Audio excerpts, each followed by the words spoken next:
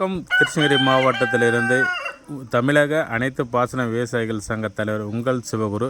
தற்போது பார்க்கும்போது நம்ம விஷாக்கா இருக்கா பாருங்கள். நாம் ஏற்கனவே மரத்தில் அந்த பழ கவர் போட்டு நம்ம விளைச்சல் இது பண்ணிகிட்டு இருந்தோம். அதனுடைய காட்சியை தான் நம்ம பார்த்துட்ருக்கோம். அந்த பழக்கவரில் இருக்கிற மாங்காய் எந்த ஒரு புழு பூச்சி தாக்குதல் இல்லாமல் எவ்வளோ அழகாக இருக்குதுன்னு கொஞ்சம் பார்க்கலாம். விஷாக்காங்க பாருங்கள், அந்த உள்ளே இருக்கிற கவரில் இருக்கிற மாங்காயை கொஞ்சம் எடுங்க.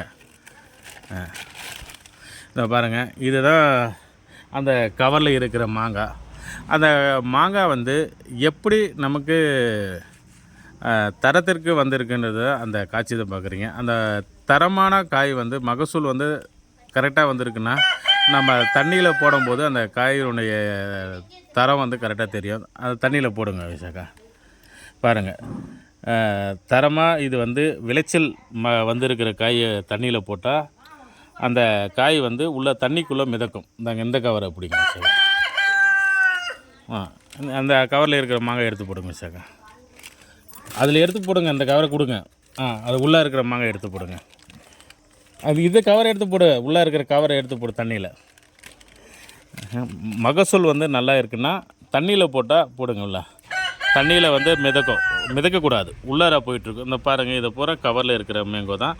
உள்ளே எடுத்து போடுங்க சார், அந்த பழத்தை பூரா. பாருங்கள், நீங்கள் எங்கே வேணாலும் மாம்பழத்தை எப்படி தரமான மாம்பழம் மகசூல் வந்த மாம்பழம்னா நீங்கள் கண்டு கொள்வது எப்படின்னா இந்த மாதிரி தான்.